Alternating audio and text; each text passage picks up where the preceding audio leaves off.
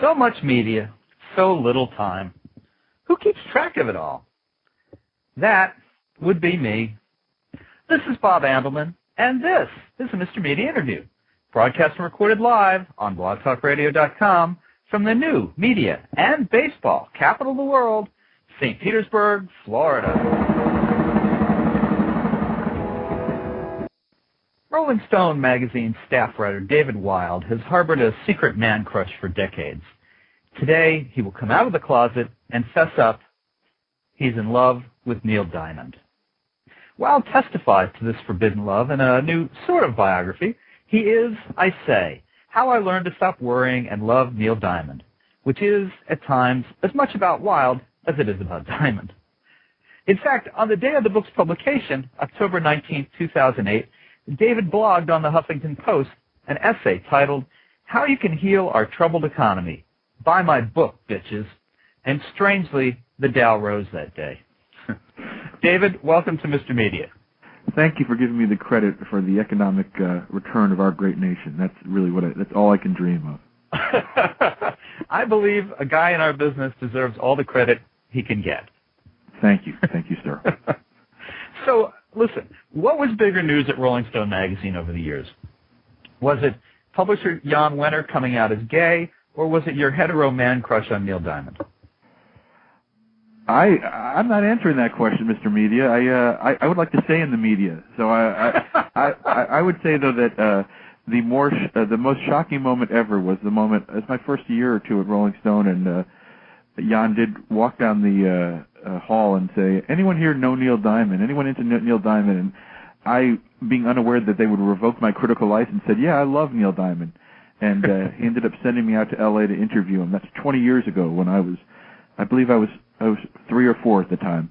And that was my first time meeting Neil. And that's really, the book begins with my first meeting with Neil and how he ended up treating my mother like queen for a day. So it was a very, very important moment in my life. Well, and now your first time meeting Neil was different from when he met your mother.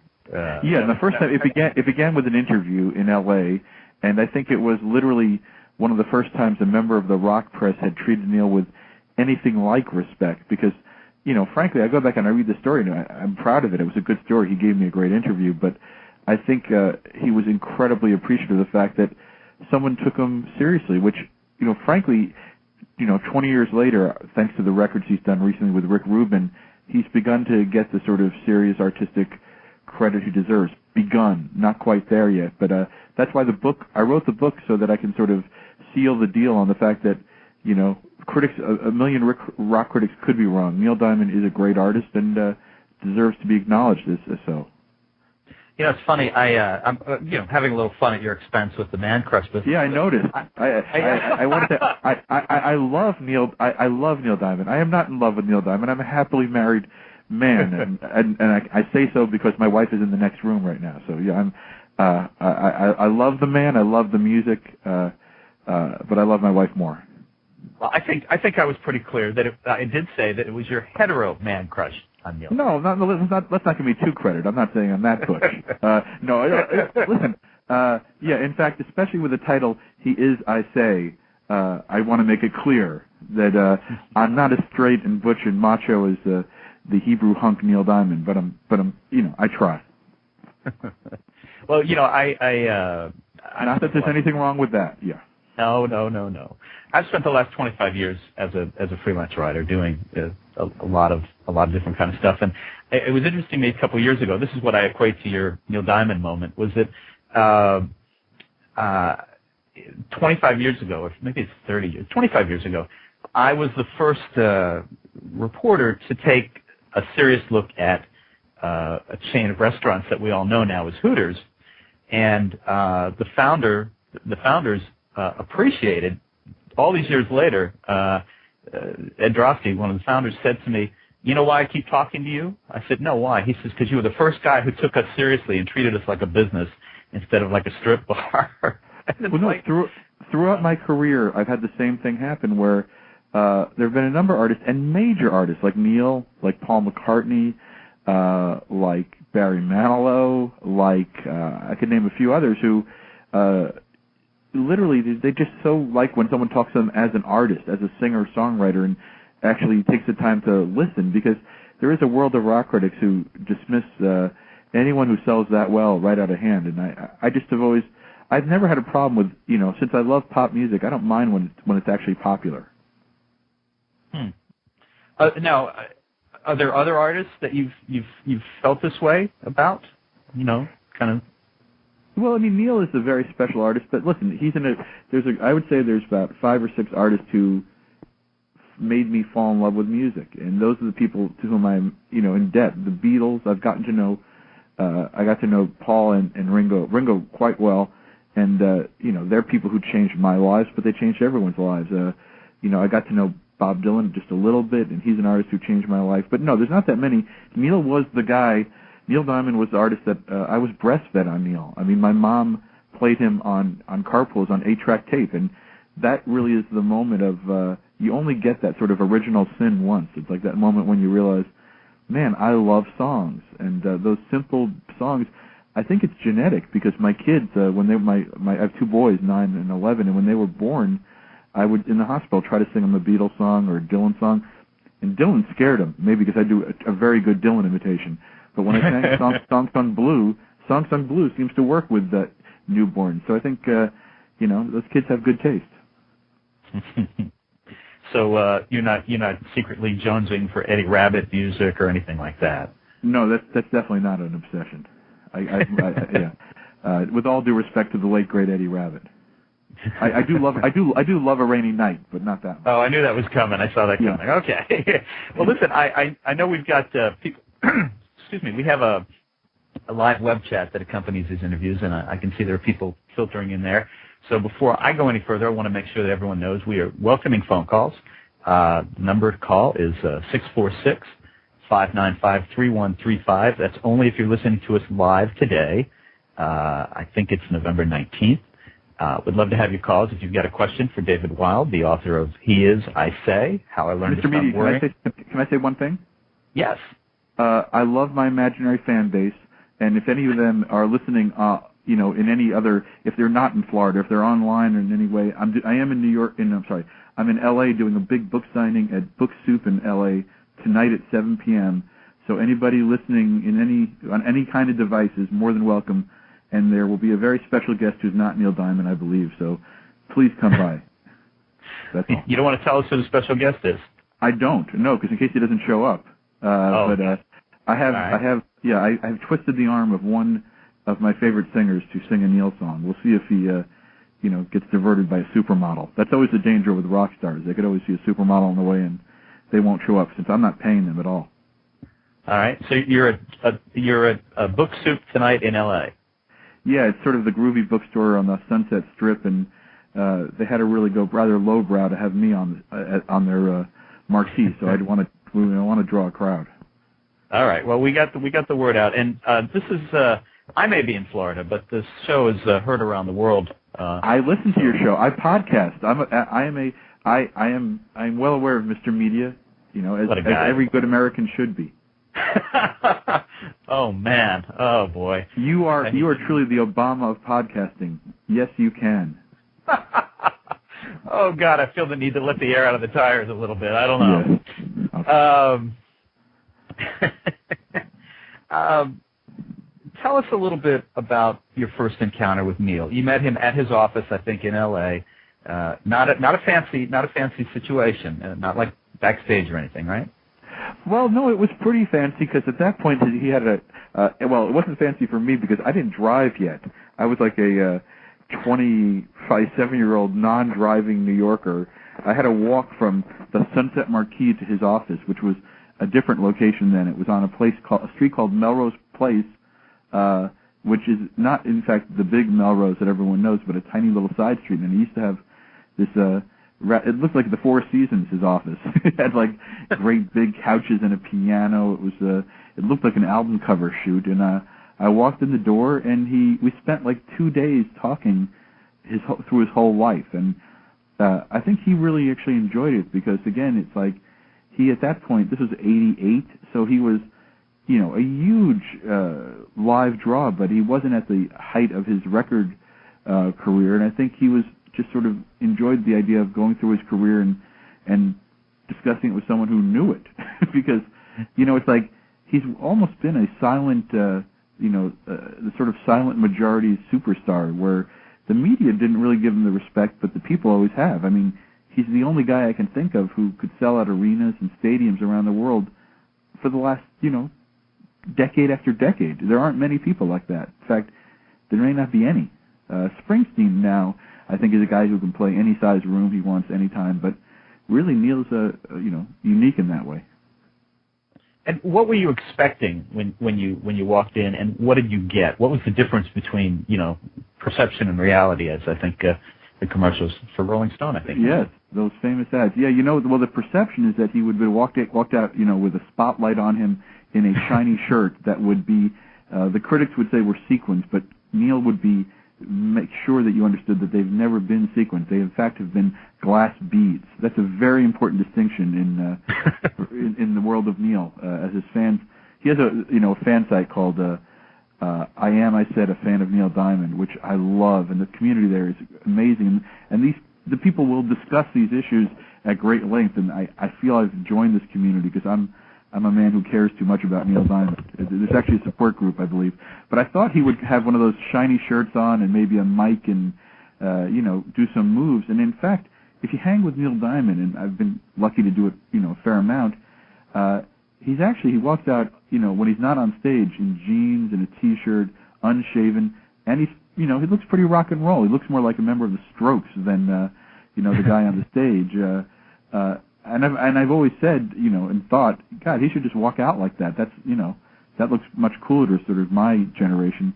And now, in fact, I think on his recent tour, he's going out more and more as the offstage Neil. I think the two are blending, and his last two albums are similarly.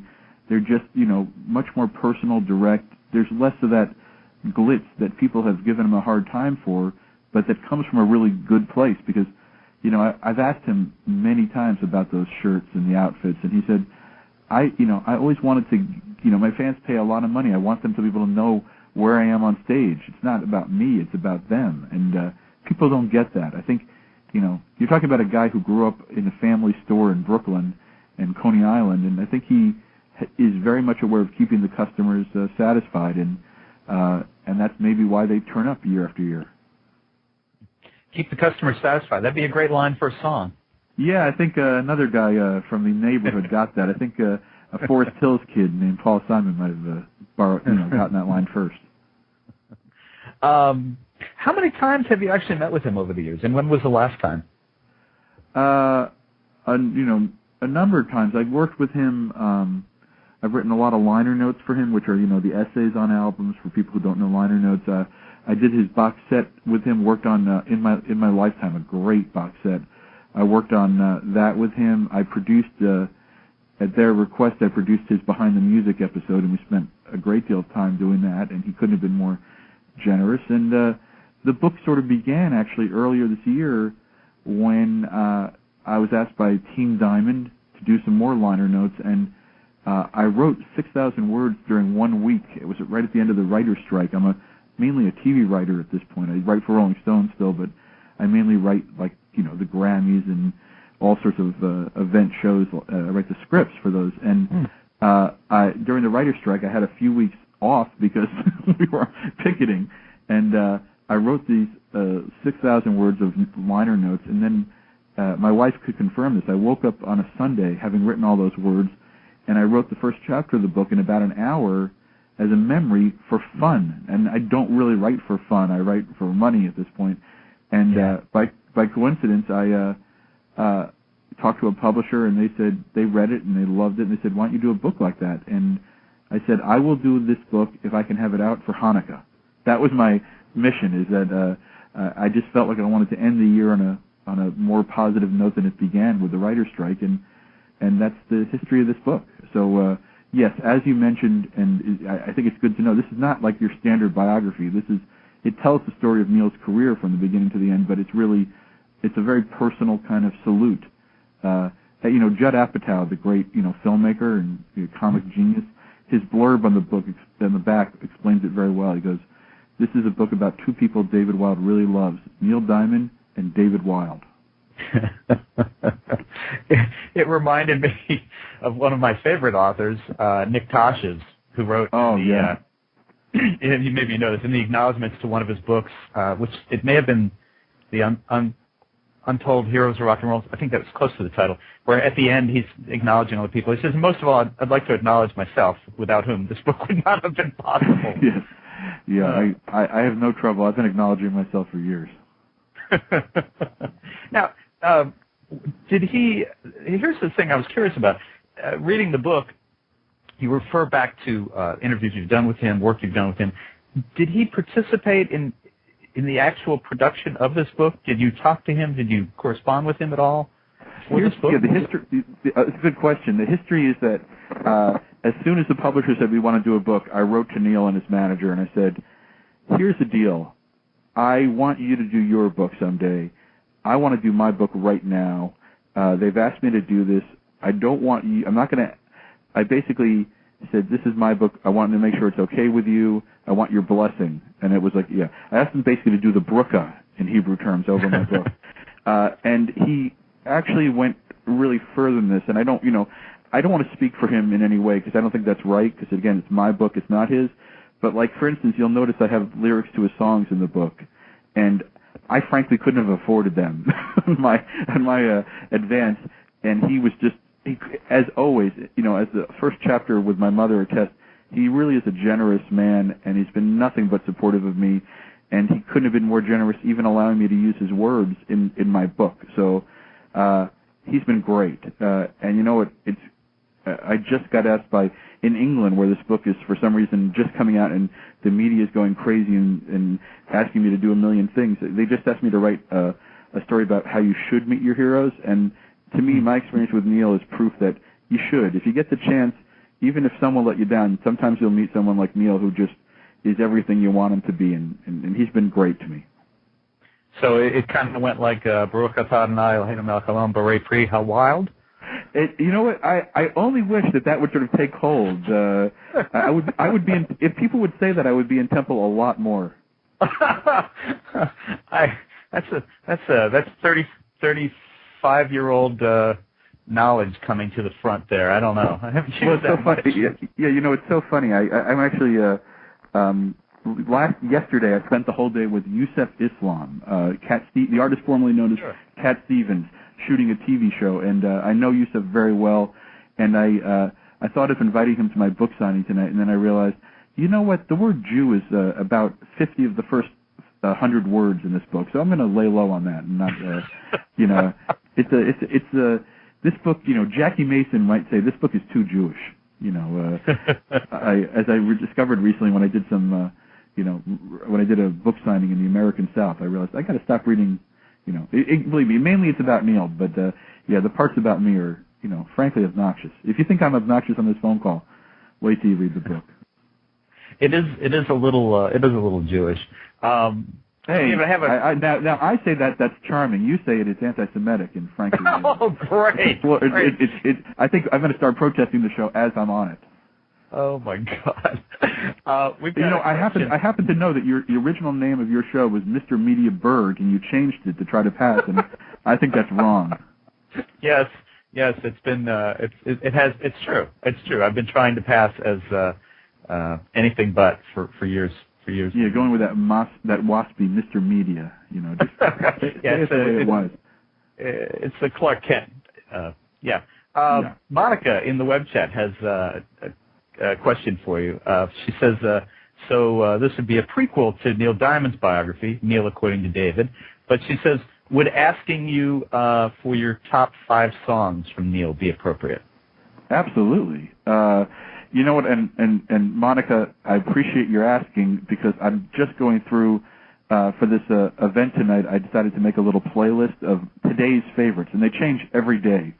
But today, I'd say my top 5 are, there's a song called Walk on Water, which is kind of one of the least successful singles from the sort of classic 70s era I love.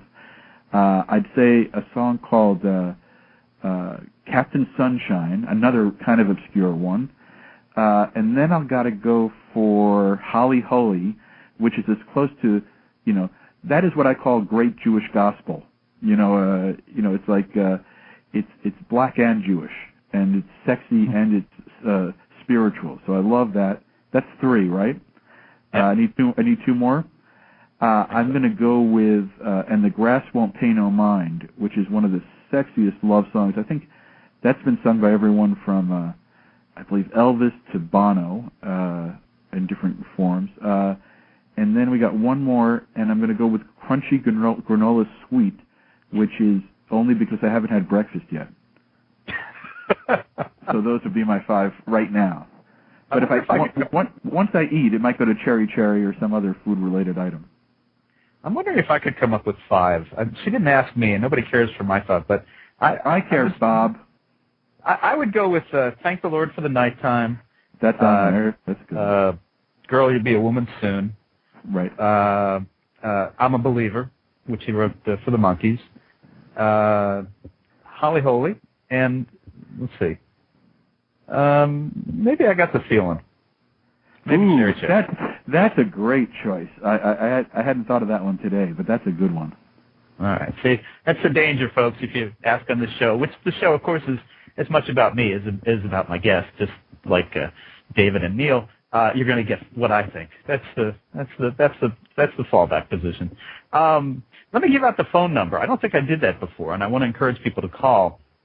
It's if you've got a question for David Wild, whose new book is He Is, I Say, How I Learned to Stop Worrying and Love Neil Diamond, give us a call, 646-595-3135. Or if you're in the web chat, feel free to submit questions there. I'll be happy to ask them for you. So the book has been out about a month. What's Neil's response, and did he get an early peek?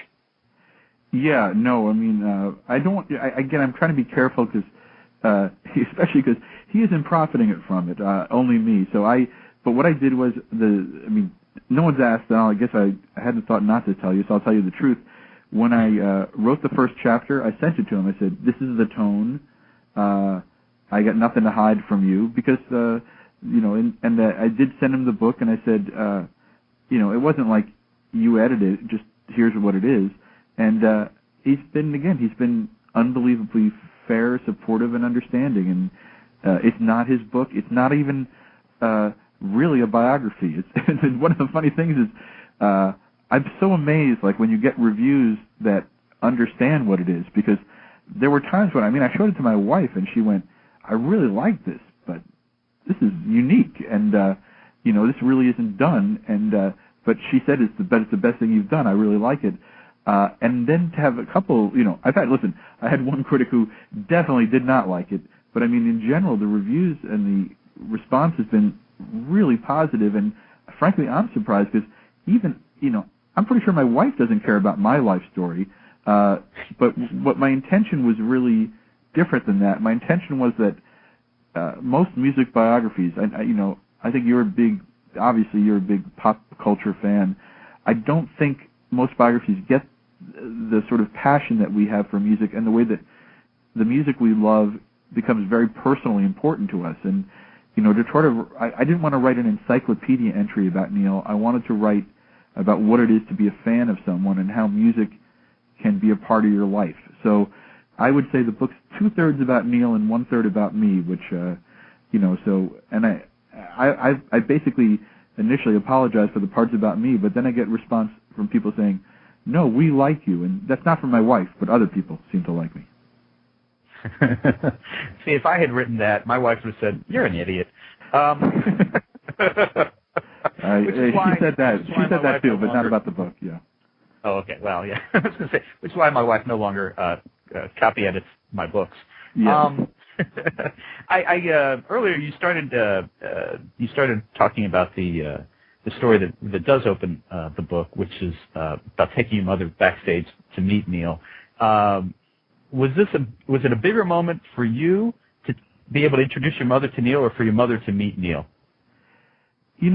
In my life, which has gone from getting so lucky to write for Rolling Stone to now in TV, I deal with, celebrities and doing books. I deal with, all my heroes all the time, but one thing I've noticed is that when I meet them, it's still great, but when you can bring the people you know in contact with their heroes, it's, you just sort of you realize how rare the honor is. I remember a couple of years back, Ringo Starr invited me to, interview him, and I had to fly to New Jersey, and my family is in New Jersey. So my brother, the lawyer, the very successful, brilliant lawyer, Jeff Wild, I'm sure you all know him, invited me to, he picked me up with his family in New Jersey at Newark Airport and drove me to the interview. And we arrived, and he walked in with me, and Ringo, came over and said hello, being the generous, great guy that he is. And my brother, who's, my older brother, who's been around the world a lot, literally, he goes, it was one of the greatest thrills of his life, because he goes, I never thought I'd be standing talking to a Beatle. Like, to him, that was as cool as it could get. And that sort of thing makes you realize that, because I've talked to Ringo, 40 times, and, I'm the 105th Beatle. Or maybe 405th. But that sort of moment, and like the same thing was true with Neil Diamond. He liked the article very much in Rolling Stone years ago, and he said, bring your mom by, and I wanted to go to the show. I had no idea, and he surprised me, and Sherry Levy, who works with him, surprised me, and they had her brought backstage, escorted into his dressing room, where he had all his, T-shirts and tour programs, all signed for her to give to her as a gift. He said, Carol, I want you to know you should be proud of yourself. You raised a mensch, which, that's what you call major knockis. I think that's a French term. Major knockis. Yeah. And yes, a very old school term. Oh, wait. Major knockis, hasn't he been running our war in Iraq? Right. He's portrayed as Jewish assistant. Yes, Major knockis. That was the David Bowie song. This is Major knockis to ground control. No. Yeah, there's always in any case, that was really, and he asked her if he would take he goes, I would be honored if you would take a picture with me. And that picture is in the book, He Is, I Say, How I Learned to Stop Running, Love Neil Diamond, available at all the greater sites and stores. And that book, that's also a Jewish thing to do, to plug.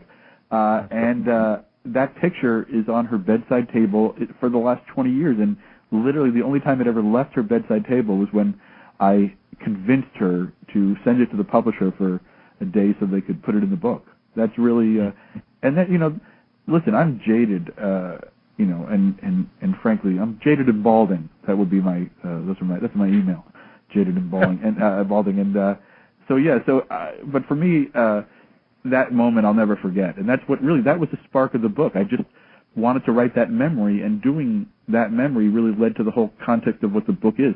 Can I tell you one little story about that? Sure. Of course. It was Mother's Day this year, and I was in New York working on a TV project for a network, and I was having dinner with my mother for Mother's Day, and I realized I haven't gotten her a gift. But I also then realized I haven't told her about the book, so I printed out the first chapter of this book and brought it to her along with paying for dinner, and she said it was the greatest Mother's Day gift of all time. So I have to say, not only is this book an honor to write and a thrill to have out, but it also got me out of a really bad Mother's Day mess. Oh, God. And and being very objective as a Jewish mother, she loves the book. So there's a review right there. Oh, there you go. Well, it's funny. As I was, getting ready to talk to you today, that story reminded me of one of my own. Back in '84, I was the rock critic for the St. Petersburg Times, and Super Bowl was held in Tampa for the first time. They had, as they usually do in the cities where the Super Bowl is, you get all kinds of talent putting on shows, and that was 25 years ago now, but I think Frank Sinatra was in town, John Denver, Pavarotti was in town. These are people who had never played Tampa before. And I got tickets. I was covering, I had done an advance interview with John Denver and got tickets to see all three of them, Pavarotti, Sinatra, and Denver. And Denver, I had said that I would see him at the show, and it was like a week after my mother's birthday. And I said, my mom is actually going to be down. I'm going to bring her to the show. And he's like, I'll bring her by. I said, seriously? Because I was not one of those people who, do in advance and maybe cover the concert. I didn't really care that much for hanging around backstage. It's not as glamorous as people think it is. Oh, no, absolutely. Yeah. So, but I was like, okay, I'll do this. So took my mother to see Sinatra, Pavarotti, and Denver. It was quite a week. And so we went backstage for Denver, and he was there, and he was expecting her, which was great. It wasn't like, oh, you're coming. He was expecting her, and he gave her a hug and a kiss, and there was a photographer, and he had a photographer come over, take the picture, and I know that was, and she had no idea she was going to meet him, and it's one of those things where there are certain perks to being in the press. Sometimes we get kicked around a lot, but things like that, what you did for your mom, what I think I did for my mom, it has a nice effect. Oh no, absolutely. And it's funny, certain artists handle it so well. Like, God, I'm so happy to hear that. I love John Denver. I've written liner notes for him, but I never met him. He was gone by the time I, got out of school. I really do. I think he's undervalued. But I just find that, like, Neil, it was almost like, the president. Like, I've worked at the White House twice writing White House specials, and when you work with the president, after every event, there's like the photographer appears, and you get the chance to line up with the leader of the free world and take a picture. And that's sort of like with certain great icons of music, it's kind of like that. Like Neil, it's just sort of, having that picture with Neil is, it is iconic. And if music touches you in a personal way, it's like to actually have that moment to, feel that personal connection can mean a lot to people. Absolutely. Let me give out our number again. If you want to ask a question of David Wild about his new book, he is, I Say, How I Learned to Stop Worrying and Love Neil Diamond, in bookstores everywhere.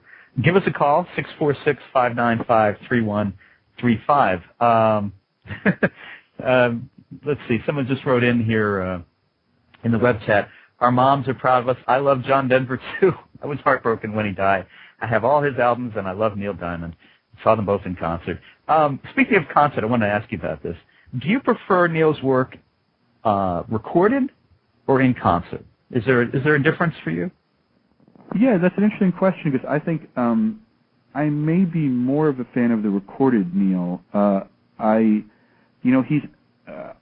describe him as an irony-free zone that as a live performer, he harkens back to sort of the pre-rock and roll idea of he works the crowd and he's great at it and he makes an incredible connection. But as a sort of like, I tend to like his more introspective singer-songwriter side, and sometimes in concert it's more about the up-tempo big numbers, and I love them, but I really tend to love the side of him. I guess in general, most artists, I'm about finding my favorite tracks and playing them over and over again, and this book gave me a huge opportunity to do so. But that said, there are a few live performers who as consistently connect with people than Neil. And you mentioned about like your mom and going to concert with your mom. There's a lot of artists you don't really want to see with your mom, but Neil and John Denver, they're artists that, and I think this is increasingly important as a parent myself of young kids. I really value, and I don't like critics who are dismiss that idea of like music that you can share with your whole family that unites people, because I kind of think music is so fragmented now, and it's sort of like rock and roll was sort of built on that idea of like, here's the music your parents hate. But I think maybe just with all the trouble we have in the world and all the issues, I really think there's something great about artists that have a big tent and bring generations together and all sorts of people together. And that's what, you go to a concert with, by Neil, like on this tour that he's on now, you'll be shocked how many young people there are there. Every generation discovers Sweet Caroline. You go to like there's a reason it sounds good at the Boston, Red Sox games at Fenway, because there's, it's 8 to 80 can like a song like that. What about? I mean, how do you feel about some of his work, like the more kitsch artist who sings "Bring Me Flowers" with Barbra Streisand? I think that was the point I kind of separated from him personally. Yeah, I don't feel that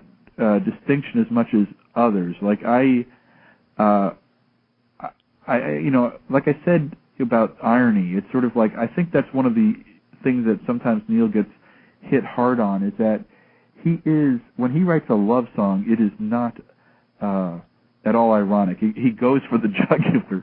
And the truth of the matter is that that's maybe why women really like him, is that I think I was on the Dennis Miller show this week, and it was funny, I was talking to him, but I said to him, like, because of comedians like, David Letterman and Dennis Miller and the whole Saturday Night Live sensibility, we live in an age of irony where we sort of wink at everything and we try to be clever and we don't really emotionally put things on the line because we want to be hipper than now. And I think Neil is the opposite, and that's maybe the secret for why women in particular love the guy, because he just, it's not about being cool. He is willing to give up his cool to say, to write a love song like You Don't Bring Me Flowers. And, it's a little bit, some people can feel it as purple. I just think it's a beautiful kind of shade. Now, listen, I like Lou Reed, and I like, Leonard Cohen. I like a million quote-unquote cooler writers, but I think there's something to be said for a guy who just, puts it on the line directly, and that's what he does. So it's like, I think in particular as men, we sometimes overrate, cool, and we underrate emotional honesty and emotional, I think you have to be a real man to write as kind of nakedly, emotionally, romantically as Neil often has. Well, David, I'd like to challenge you on that, but I got to go back to something else you said. Dennis Miller still has a show? Dennis Miller has a radio show, syndicated. Yes, and actually, is he on the Mayberry RFD channel with Imus? Where is he? He's on Westwood One with Rush Limbaugh. And, there you go. Okay, I was close. yeah.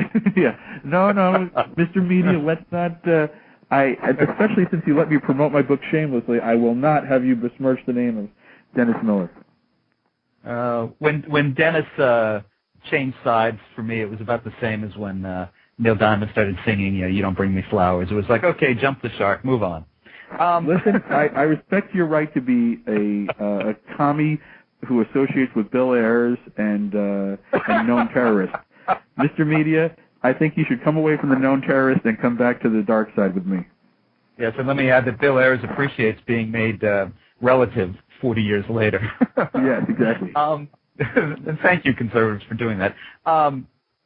So, are there any Diamond songs that even you can't defend on Judgment Day? Yes, there's a couple that scare me very much. There's one called the Pot Smoker Song, which was a protest of marijuana that I believe, I don't want to speak for Neil, but he had to be high when he was writing it, because it's literally, it's one of the most bizarre anti-drug songs in history. It's also like, you would think pot was heroin based on this song, and you will want to be on heroin if you have to listen to it. That one scares me. I also really, for some reason, I'm not a big fan of a song called Headed for the Future, because I don't like songs that have that, too nakedly, or like saying I'm relevant. It was him like with synthesizers trying to make a 80s video that would have been worthy of, Kaja Gugu. That's not that's not a favorite. Something you talk about in the book is purple patches. I'd never heard the phrase. I understood exactly what you meant, but I wonder if you could explain that a little bit. What is a purple patch in a musician's career? I apologize for the noise, by the way. There's because I've done so well in my royalties, I now have gardeners out here, doing my lawn. Purple patches that's not what's on my lawn right now. Purple patches, it's actually a phrase that Elton John, I believe, used to me, and I always liked it after that.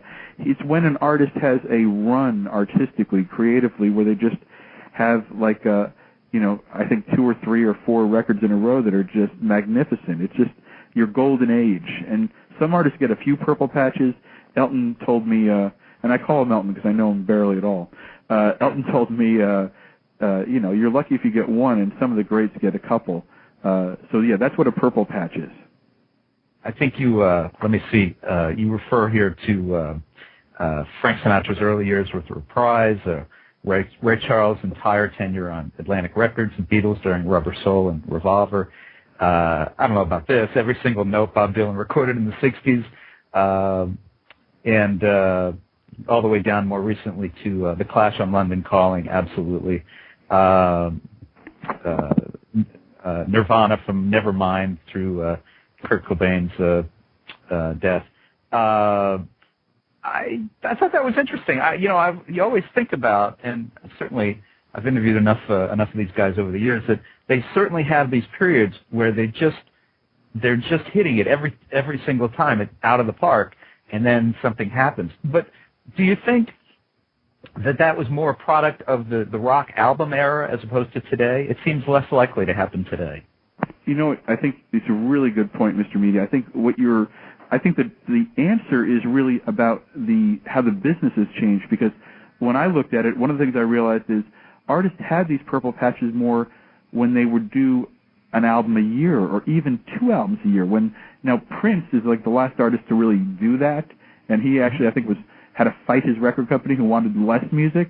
But I think in terms of, if you are firing on all cylinders, if you're the Beatles, if you're Stevie Wonder, the era of like Inner Visions, and you're putting a record out every year and touring, I think it's good for the artist. And I think today we've now the industry's in total collapse, the music industry, but now it's like labels would say, we want a record every 3 years or 4 years, and then we'll tour it and try to spread out some singles. And I think the truth is, when you're on fire, you should keep burning down the house. And that's all these artists were.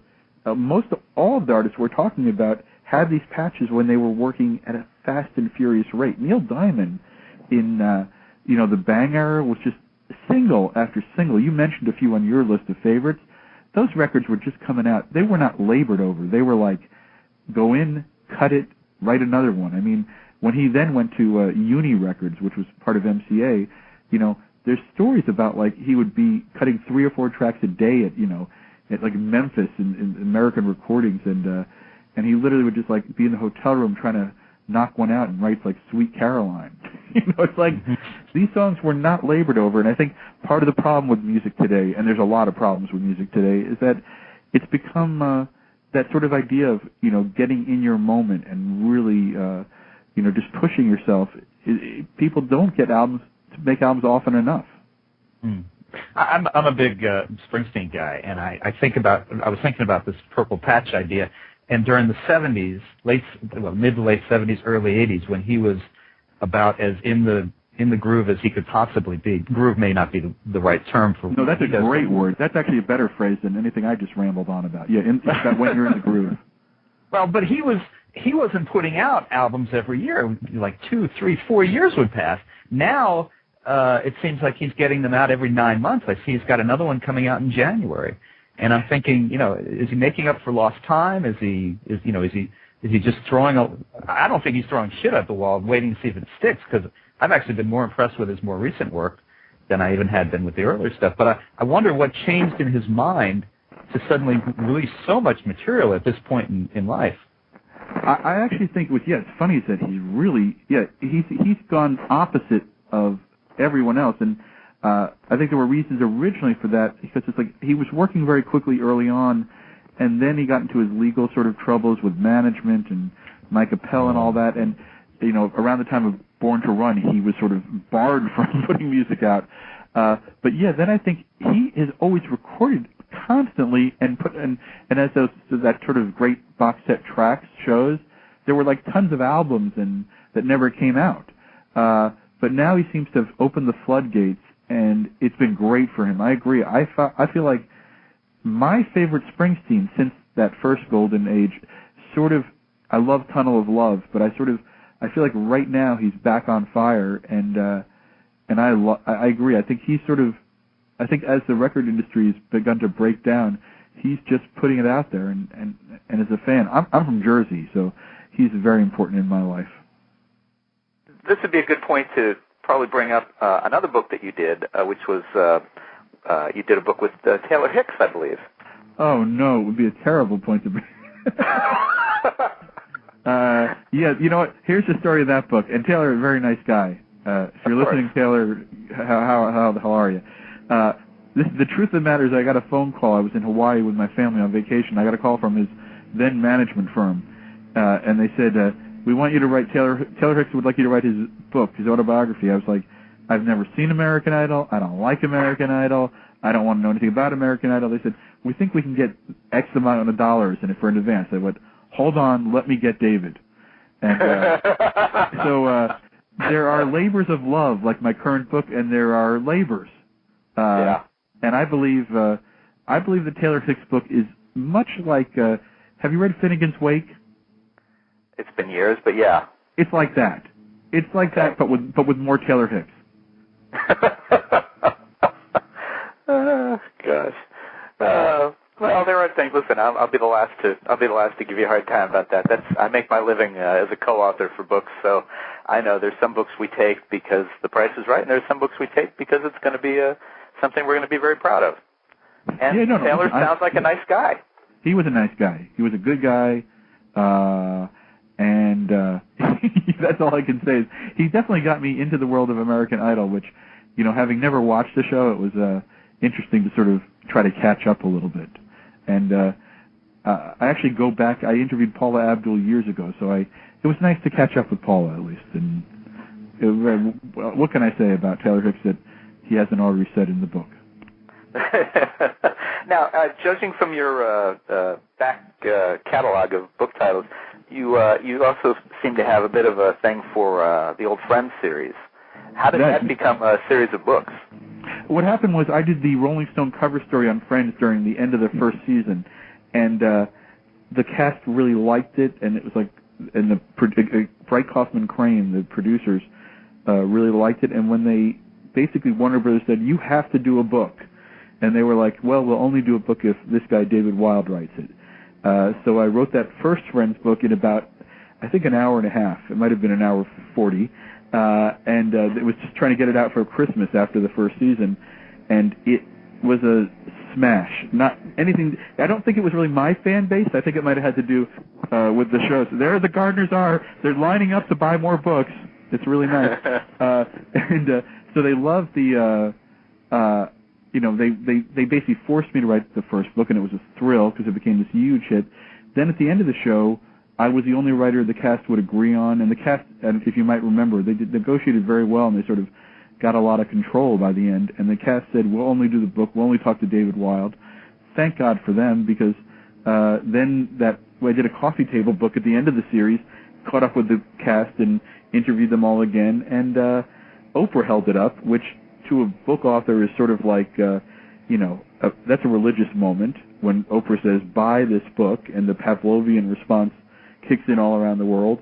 And that book helped me, that coffee table book helped get me through the writer's strike. It was a major moment for me. It was great.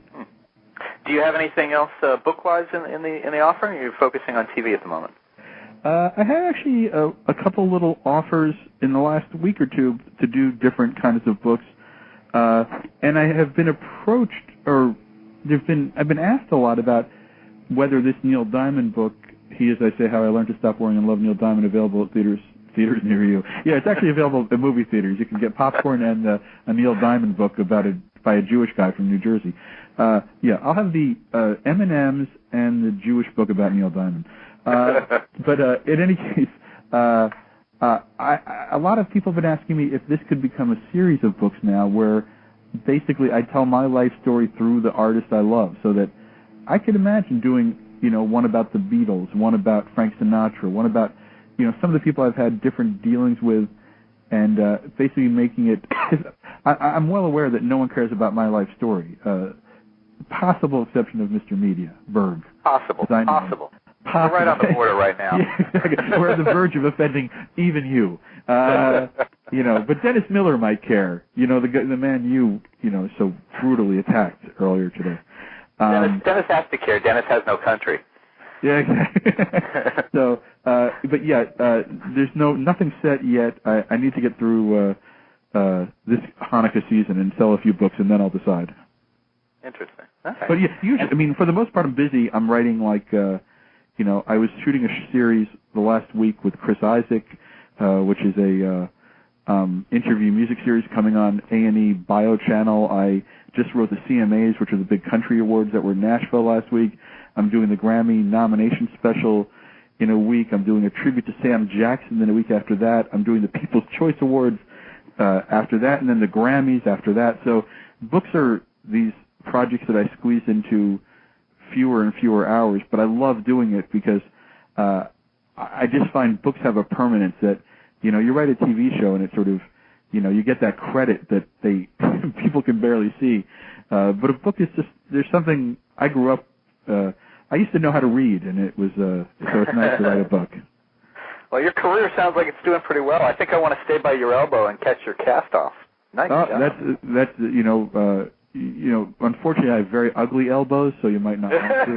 And they're probably sharp. Yeah, being in Hollywood. But I think the thing is, when you sit next to me, I actually had a talk show on Bravo for 2 seasons called Musicians, and I did realize that I was a perfect talk show host because anyone who sat next to me looked much better. It's a theory of relativity that kicks in. It's like, I never looked skinnier or like I had better hair than when I sat next to David Wilde. We briefly offered, I think it's still available, a video feed on the Blog Talk Radio Network. So I had a live camera on me while I was doing these interviews, and someone pointed out that I had a really good face for radio, so turn off the camera. I have a good face for, I was going to get dirty, so I'll keep it cleaner. We have probably our last question from the web chat. Namapa Radio, I don't know if I'm saying that right, asks if you have any favorite Native American musicians or a favorite Native American movie or book. I have, because I'm a pop guy and I love the good pop song, I'm going to go back to the first great American Indian pop rock group called Redbone that had the great song Come and Get Your Love. Now, not exactly a traditional Indian song. On a more traditional level, there's a guy named John Trudell, who I think sadly is no longer with us, who did a sort of Dylan-esque American Indian political rock. He was, Jackson Browne, I think, turned me on to him. John Trudell was a genius. Just, if you get to check him out, do so. He was brilliant. Those are two of my absolute favorites. I would have gone with Cherokee Nation. Yeah, that was done by a bunch of gringos. I just was listening to a little Paul Revere last night, and the Raiders, but I don't think there's an American Indian in that group, unfortunately. All right, but I get points for thinking of it, okay? Oh, yeah. It's a good one. Well, listen, this has been a very quick hour, even with the lost connection. Folks, far be it for me to think that I could better pimp this book than David has done.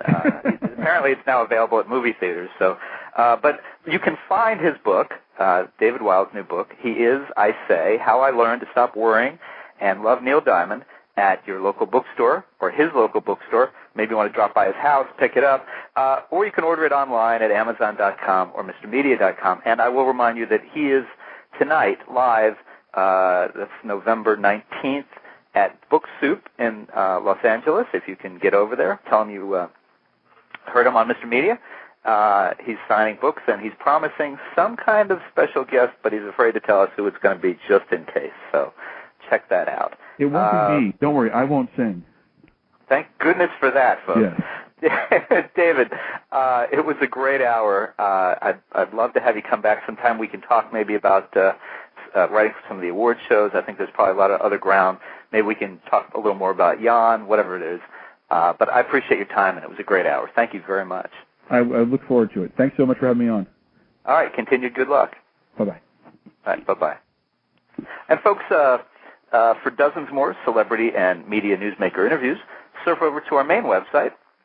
That is www.mrmedia.com. That's where you can listen to my earlier conversations with everyone from Kirk Douglas and Billy Bob Thornton to cartoonists such as Patrick McDonnell, who does Mutts, and actresses and actors from your favorite TV shows and movies. Please think about writing an online review of Mr. Media, casting a vote for Mr. Media, telling everybody you know about Mr. Media, or marking Mr. Media as one of your favorites. Whether you listen on Blog Talk Radio, Digital Journal, Podcast Pickle, Vox, Folio, Mediafly, Podfeed.net, Blueberry, Zencast, Odeo, the Kindle Reader, or iTunes. And if you've got an idea for a guest, email me directly, bob@andelman, ANDELMAN.com. Thanks so much for joining us today. As always, I appreciate when you give up a little part of your day to spend it with us. Hope you come back real soon. Lots more shows ahead. Bye-bye, everybody.